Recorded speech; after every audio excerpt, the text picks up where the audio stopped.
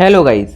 Last episode में हमने देखा था फाइनली एक दिन तक ये मेंशन में रुकने के बाद जियान येजोंग के साथ अपना टेस्ट देने जा रहा था ताकि वो एल्केमिस्ट का बैज हासिल कर सके। अगर एक बार उसे एल्केमिस्ट का बैज मिल जाता तो वो आसानी से फिल गैदरिंग में हिस्सा ले पाता। अब आगे, लेकिन उससे पहले जल्दी से वीडियो को लाइक कर दीजिए। इस वीडियो का टारगेट 200 लाइक्स का है और मुझे उम्मीद है आप इसे जल्द से जल्द कंप्लीट कर देंगे। येजोंग के पीछे पीछे जियान लगातार आगे बढ़ता जा रहा था। उसे पता नहीं था कि वो कहाँ पर जा रहा है, पर वो येजोंग को फॉलो कर रहा था।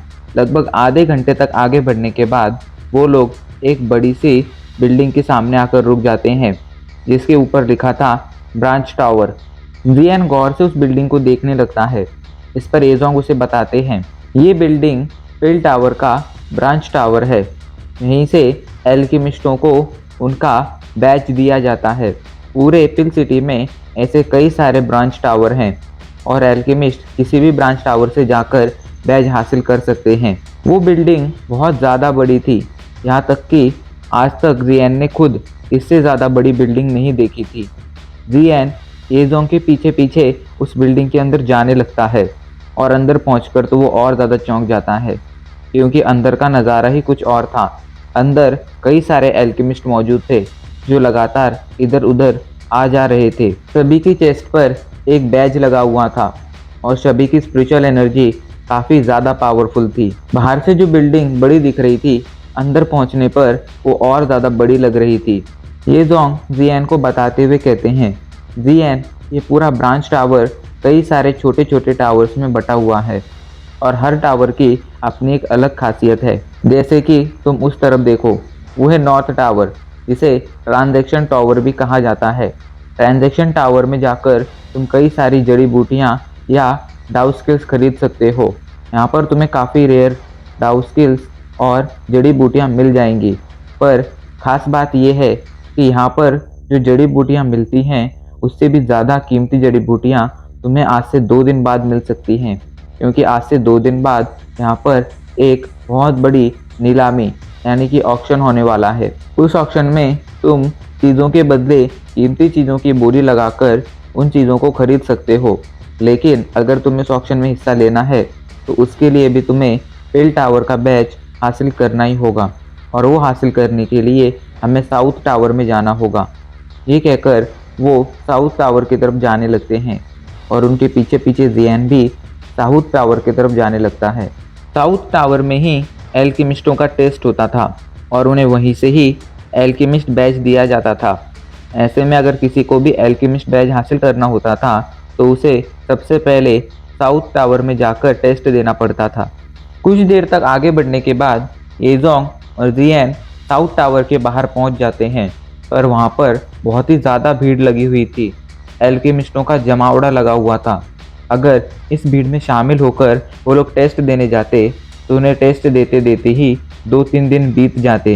यही सोचकर जियान परेशान हो जाता है, पर येजोंग उसे चिंता न करने के लिए कहते हैं और कहते हैं, जियान, तुम यहीं पर रुको, मैं जाकर अपनी पहचान का इस्तेमाल करता हूँ ताकि हमें इस भीड़ में ना रुकना पड़े, वरना अगर हम इस भीड़ में रुके तो हमें 2-3 महीने यहीं बीत जाएंगे। ये कहकर वो वहाँ से एक दूसरी दिशा में चले जाते हैं। उनके वहाँ से जाते ही जियान आसपास देखने लगता है और आसपास की जगह को और जानने की कोशिश करने लगता है, पर तभी अचानक से एक लड़की आकर उससे टकरा जाती है। जियान से टकराते ही वो लड़की नीचे गिर जाती है। ये देखकर जियान जल्दी से सॉरी बोलता है और उसे उठाने के लिए अपना हाथ आगे बढ़ाता है। लेकिन जब वो लड़की देखती है कि जियान उसे टच करने जा रहा है तो वो जियान से कहती है, मुझसे दूर रहो, मुझे टच मत करो। लेकिन तब तक जियान का हाथ उसके हाथ तक पहुंच गया था। जियान उस लड़की का हाथ पकड़ लेता है, लेकिन तभी अचानक से जियान को एक ज़ोरदार झटका लगता है और उसका पूरा शरीर कांपने लगता है।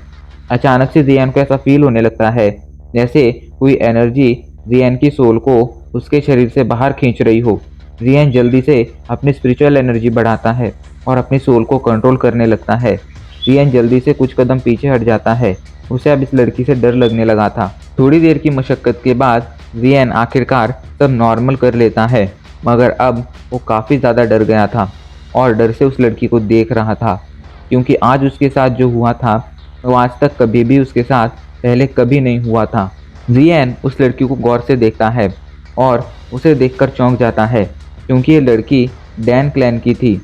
जियन सोच में पड़ जाता है, आखिर इस लड़की के अंदर ऐसा क्या है जिस वजह से मुझे इतना जोर का झटका लगा। क्या इसके पास ऐसा कोई खास डिवाइस है जिसकी वजह से मुझे झटका लगा, या फिर इसके शरीर में ही ऐसी कोई एनर्जी है जो हमेशा इसकी रक्षा करती है।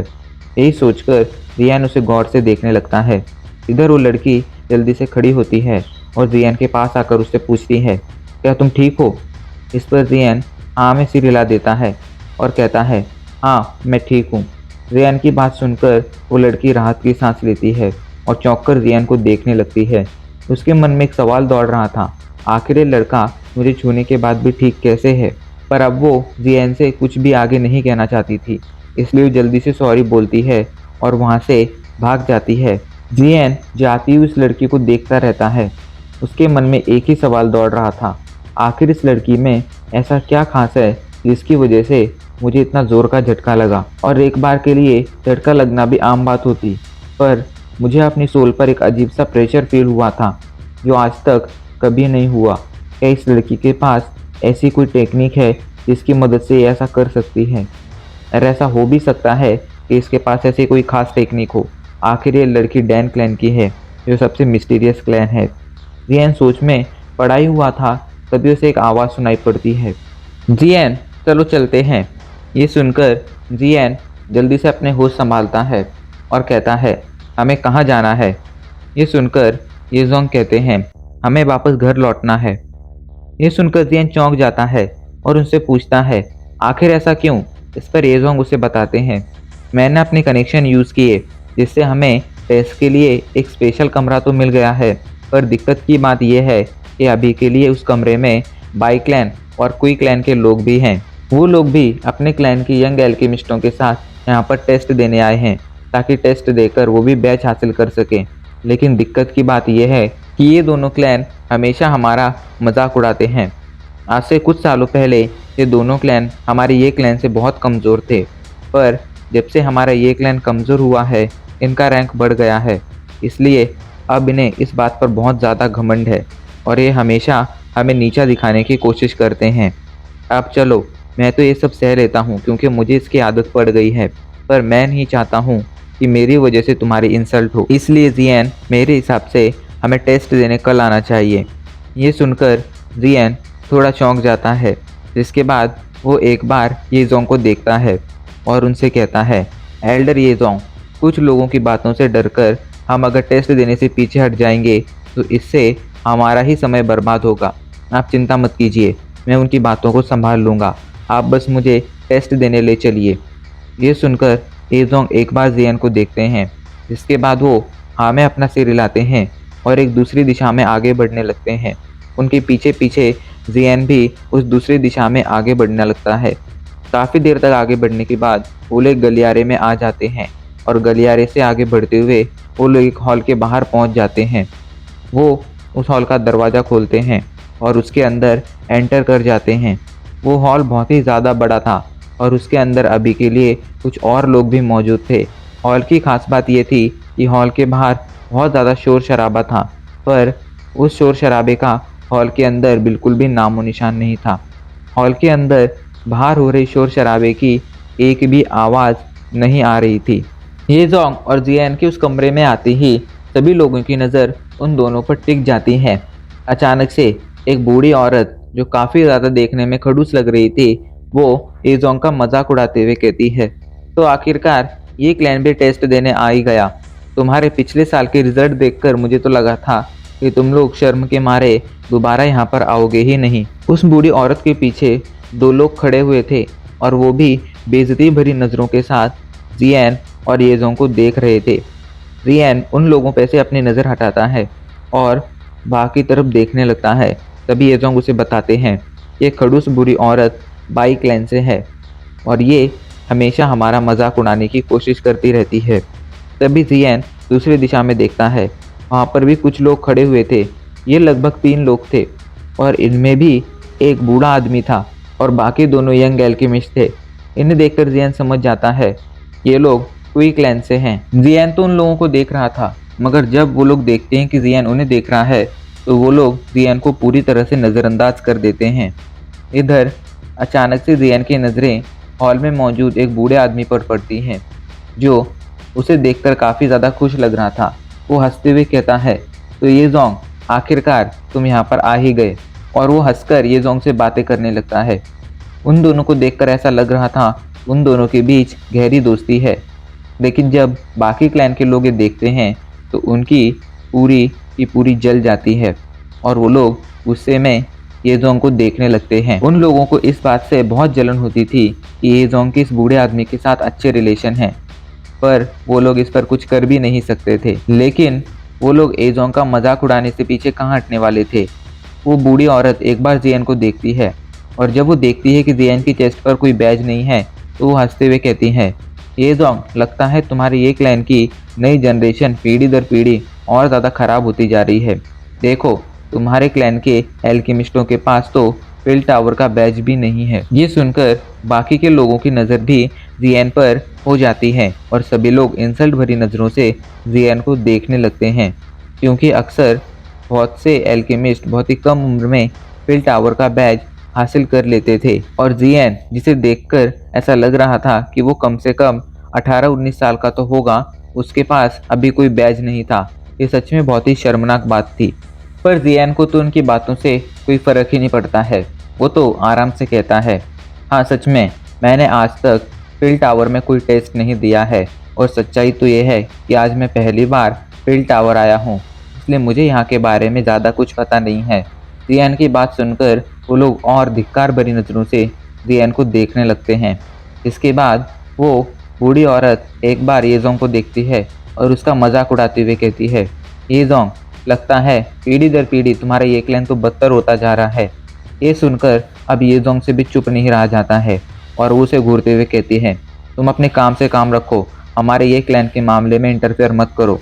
ये सुनकर वो बूढ़ी औरत हंसते हुए कहती है, येजोंग, मुझे याद है आज से कुछ सालों पहले तुम्हारा घमंड ऐसा ही था और ये अब भी नहीं बदला है। मैं देखना चाहूँगी जब तुम आज हारोगे तब भी तुम्हारा ये घमंड ऐसा ही रहता है या फिर तुम अपनी शर्म से भरी हुई नज़रों से यहाँ से जाते हो। लेकिन इससे पहले कि वो बूढ़ी औरत आगे और कुछ कह पाती, उस हॉल में मौजूद येजोंग के दोस्त वो बूढ़े एल्केमिस्ट कहते हैं, तुम दोनों अब चुप हो जाओ, यहाँ पर हम लड़ने के लिए नहीं आए हैं। अगर तुम लोगों को लड़ना है तो यहाँ से बाहर चले जाओ और अपने लिए कोई दूसरा टावर ढूंढ लो टेस्ट देने के लिए।